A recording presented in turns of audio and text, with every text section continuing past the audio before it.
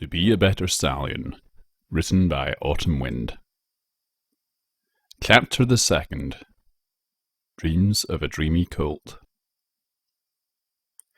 Room 36 of the Coltford Inn, Ponyville's premier and only luxury hotel, was dark and quiet. A beam of moonlight shone through the large window, bathing the room in a soothing glow. In the king-sized bed, Prince Blueblood slept comfortably, oblivious to the crazy days he was about to live. His face displayed an innocent, almost foolish smile. The crisp autumn leaves crunched under the young colt's hooves as he galloped cheerfully amongst the trees. The forest extended for miles on every side, never breaking from the same pattern. The trees were tall, and their tops converged into a wide roof of entwined branches. Golden leaves adorned the summits, blotting out most of the sunlight, leaving the ground a patchwork of glimmering sunbeams. The quiet gurgling of a small stream and the occasional birdsong provided a soothing musical ambience. The land was welcoming and comforting. It was calling out to the foal, "Come, let's go play." Today, the young Prince Blueblood was on an adventure. It didn't matter what Mother thought. He could do what he wanted today. He was going to have fun. The forest rang with the pure laughter of a young colt free from worry, free to be himself, without the oppression of public opinion. He frolicked from place to place, chasing small animals, snacking on wild berries, trying to climb up trees, being distracted by fluttering butterflies, failing to climb up trees, splashing around in the stream, plunging into piles of fallen leaves, spooking away birds, failing some more at climbing up trees, and overall just being a rambunctious little colt having a wild time without a care in the world. After an eternity, however, fatigue caught up with the young prince. Even the most refined, priciest candy in all of Equestria could only ever fuel so much playtime. However, as he settled down for a moment and slowed his pace to a trot, Blueblood realized that while he had been having fun, things had changed in the woods.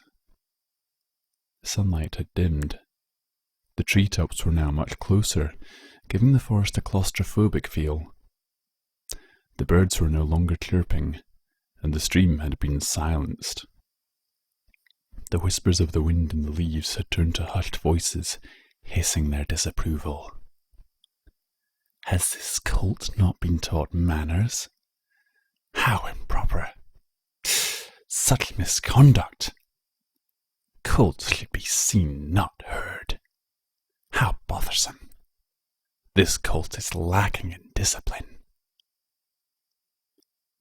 Then, without any warning, the commanding voice of a distinguished matron boomed through the wild, freezing him in place.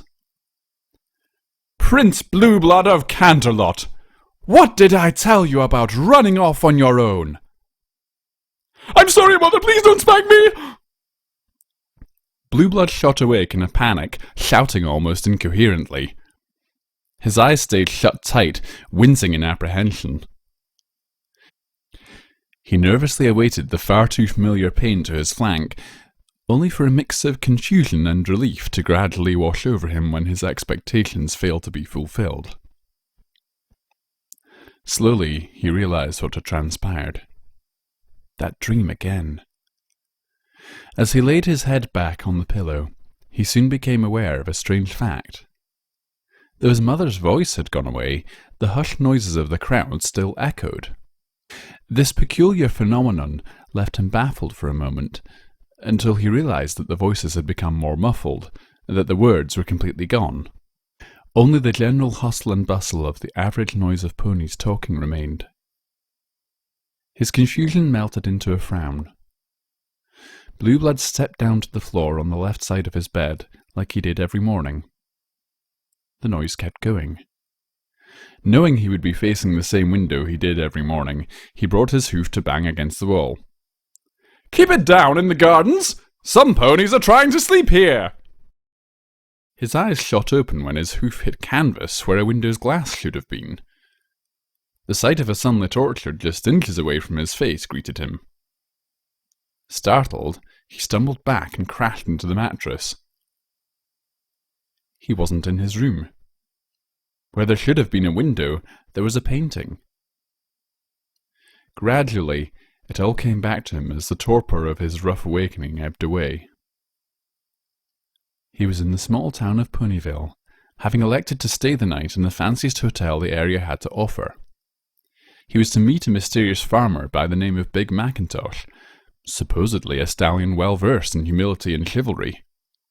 He had promised to change, to become better, for himself and for Rarity. The thought scared him. Did he really need to change? He had been happy up to now, hadn't he? There were hundreds of mares out there who would have given everything for his affections. It wasn't too late to quit and go home, forget about what had happened, and return to his decadent life of luxury.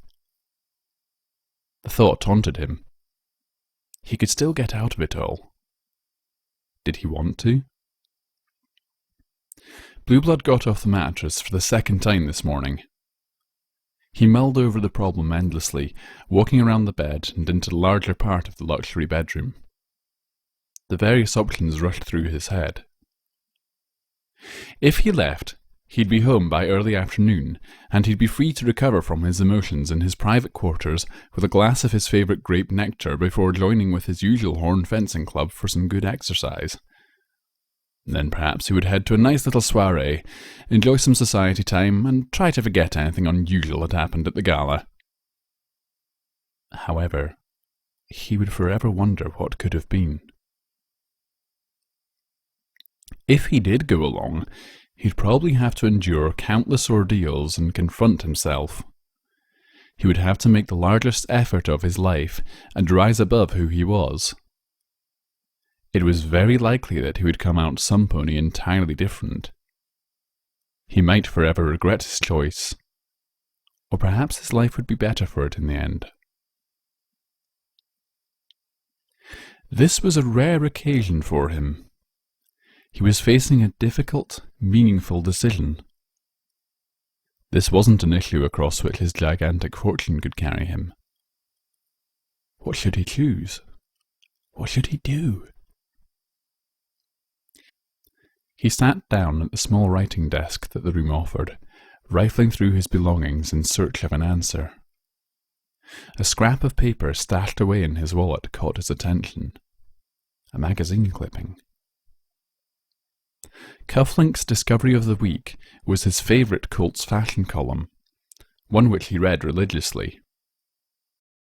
Cufflink, a black-maned white Pegasus, was known as one of the greatest experts in colts and stallions clothing in all of Equestria, and his suggestions and tips were considered priceless amongst the male noblesse of Canterlot. This particular clipping, however, had a special meaning to Prince Blueblood. His eyes ventured along the first line of the article. 4 words stood out most of all: Carousel Boutique, Ponyville, and Rarity. A small picture of the beautiful unicorn decorated the text with elegance. Blueblood's heart fluttered at the sight, but the reality of the situation soon brought him back to earth. She hated him. He had no chance with her if he couldn't change himself. She was not interested in the ways of the noblesse. A piece of parchment was stapled to the article. Though he knew the words to the exact letter, having written them in the evening before going to bed, he read the note once more. His immaculate hornwriting decorated the paper, every letter perfected into a flourish, every word carefully polished. He had been taught to write well, and the memories of a ruler painfully rapping against his horn with every mistake were a permanent influence.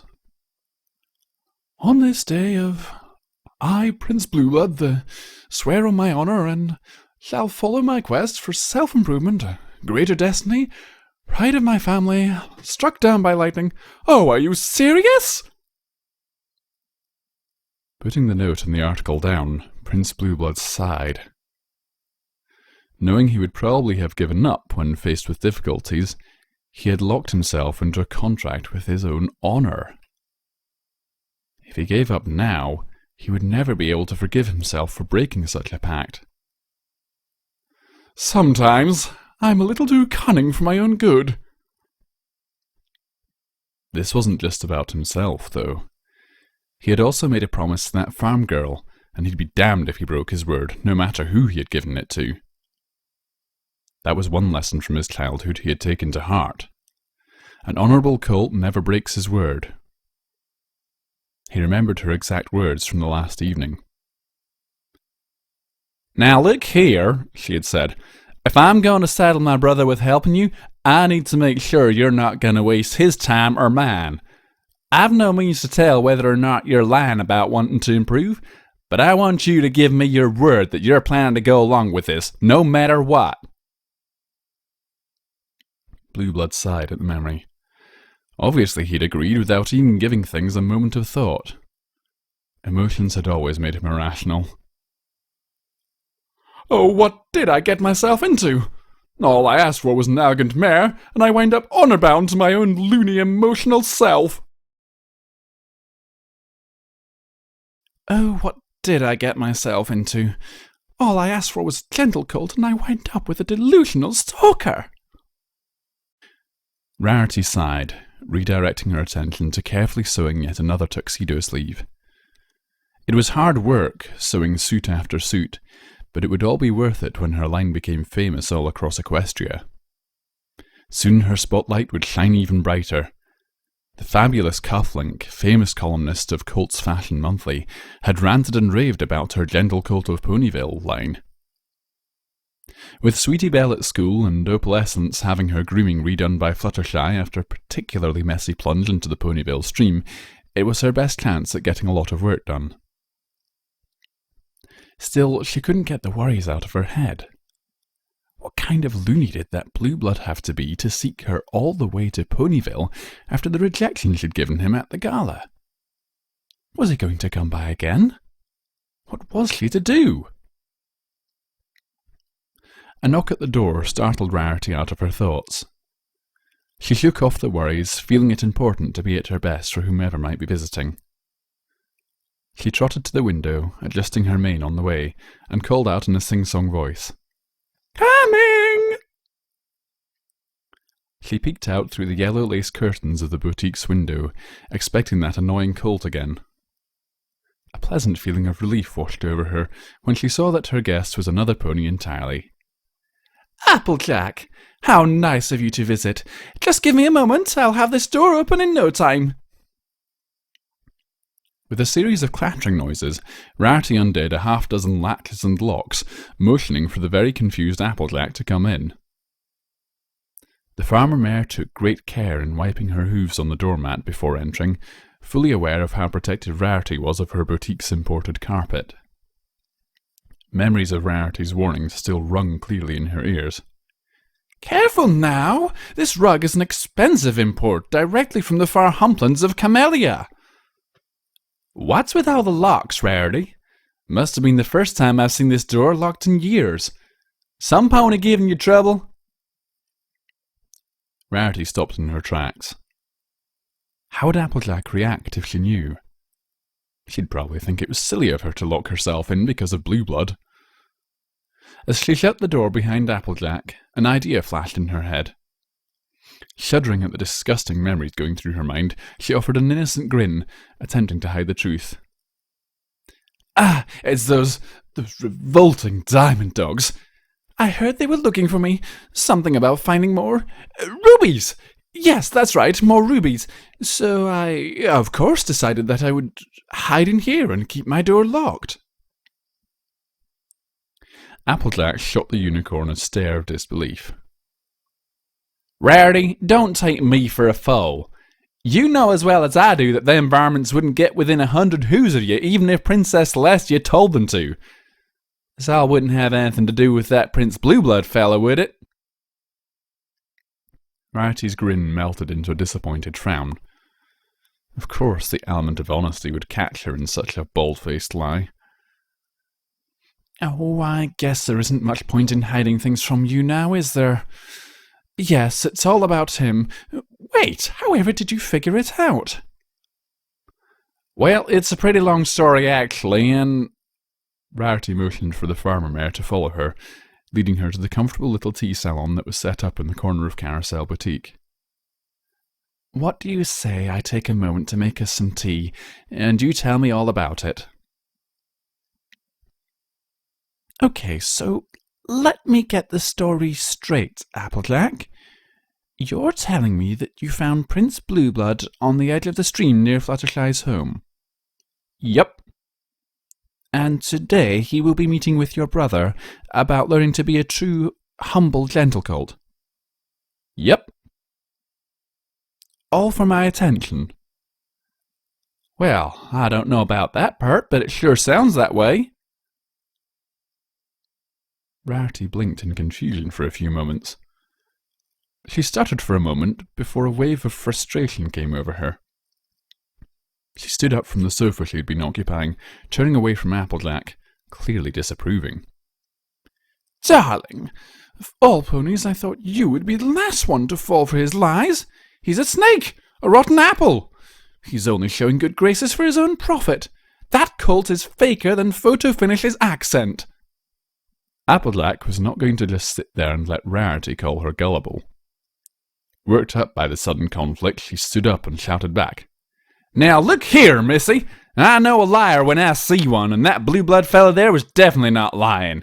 He was bawling his eyes out like a foal crying your name to the skies. Most pitiful thing I ever laid eyes on. Now you're trying to tell me he's lying. Some element of generosity you are. Crying my name?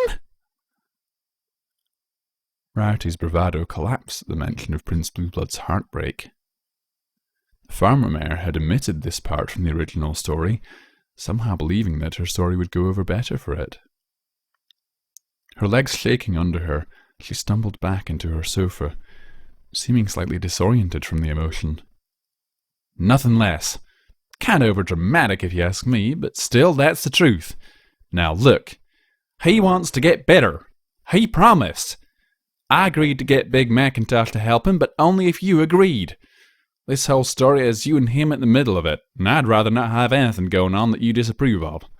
So I'm asking you, would you allow him to stay around Ponyville and try to improve himself like he says? Rarity bit her lower lip, hesitating. Just a moment ago she would have liked nothing more than to see him ran out of town. However, Applejack's honest words had left her curious. Could there be more to Prince Blueblood than the royal pain she had endured at the gala? No, she didn't want to believe it. He did look elegant in that bow tie, though. His mane was well combed, too. Oh, he also has those, well-toned flanks. No, no, no! What am I thinking? Truly, she had never seen anything positive about him. Still, her curiosity was piqued. What would happen if he stayed? Was there any hope for good to come out of this? She regained her composure. This was not the time to show weakness. I don't know, Applejack. After what I've seen of him, I really don't trust him. He's up to something. I'm sure of it. He's planning something nefarious. Applejack sighed. She'd expected Rarity to be reticent. She knew her friend to often be harsh in her judgment. Furthermore, the prince had looked so pitiful, so genuinely distraught. She couldn't just let things end here. Somehow, she felt there was potential for good to come out of his stay in Ponyville. She couldn't help but ask one last time. Rarity, I'm not asking you to trust him. I'm asking you to trust me. I know you don't think there's any hope for him, and I'll admit I have my doubts too. But somehow I can't shake the feeling something good might come out of this. Now, if you're really sure you don't want to give him a chance to improve, I'll be telling him he's got to go. But before that, I'm asking one last time. Will you, yes or no, give Blueblood a chance to improve himself? Having lost her composure again at the heartfelt speech, Rarity gave Applejack a pleading look. She didn't want to answer the question. She tried to edge her way out of it. Applejack was having none of it. She countered Rarity's teary gaze with a determined look of her own.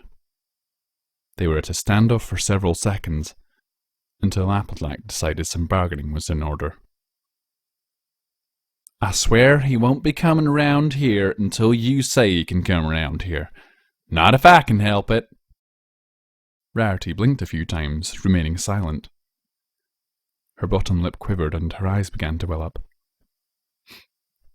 Pinkie Pie swear? Applejack didn't even need a second of thought. Cross my heart and hope to fly, stick a cupcake in my eye. There was another long pause. Rarity felt her heart pulsing in her chest.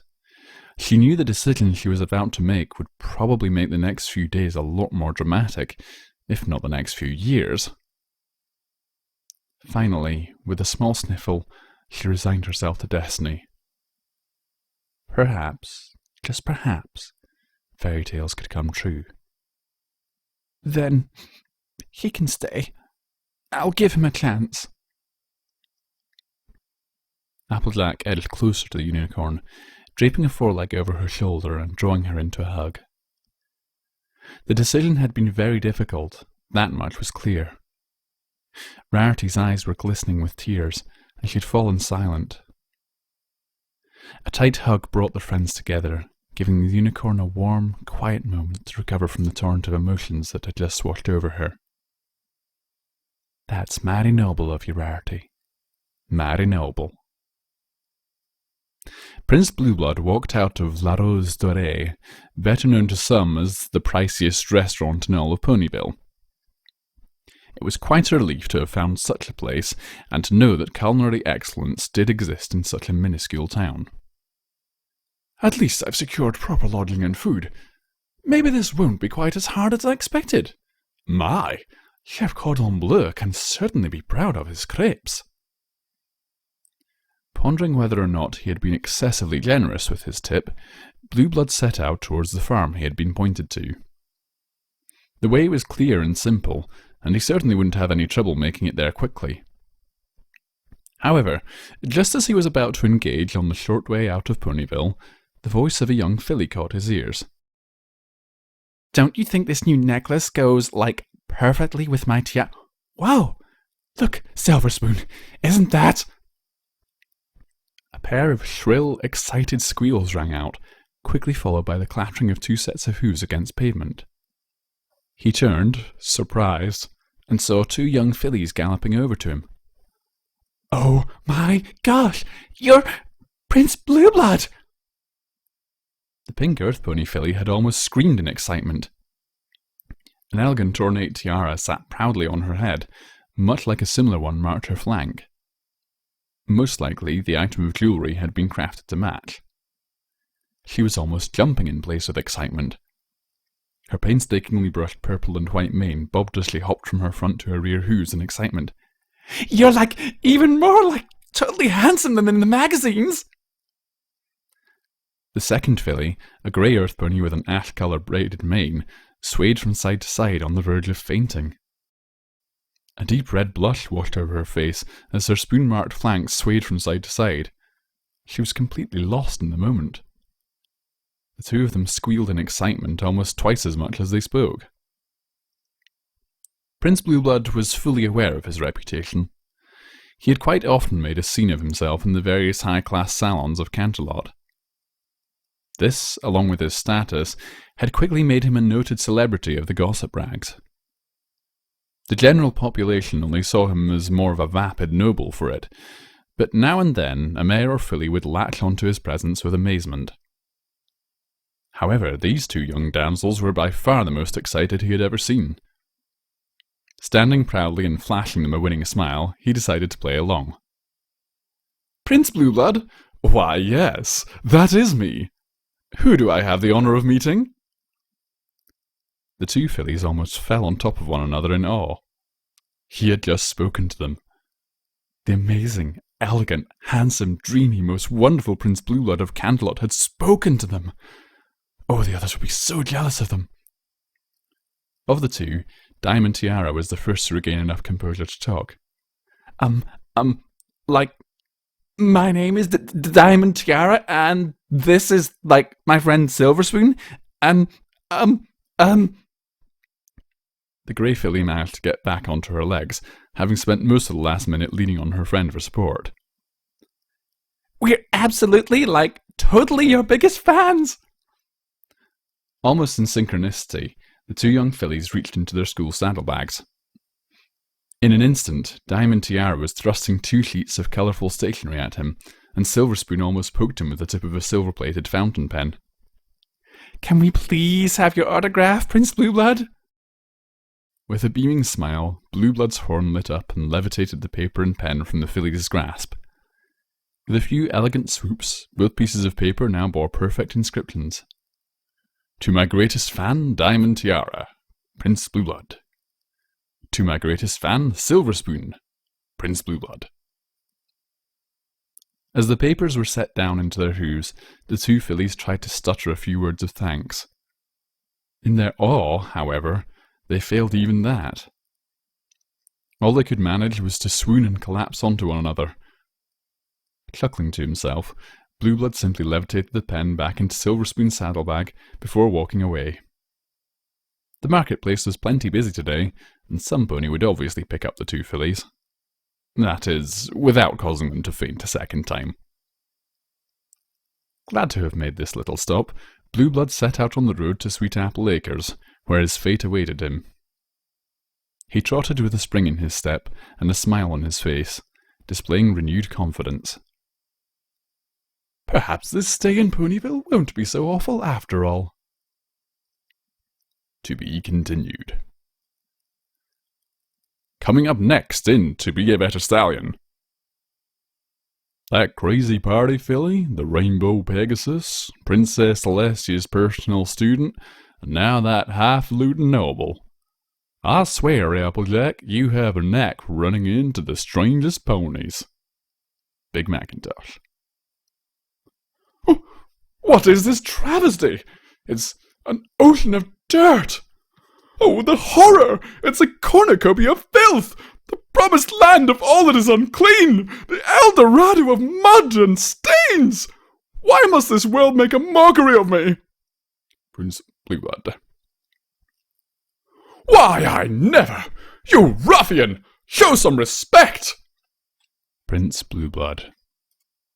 Like you would know anything about respect, jerk! Rainbow Dash. And that's the end of this chapter of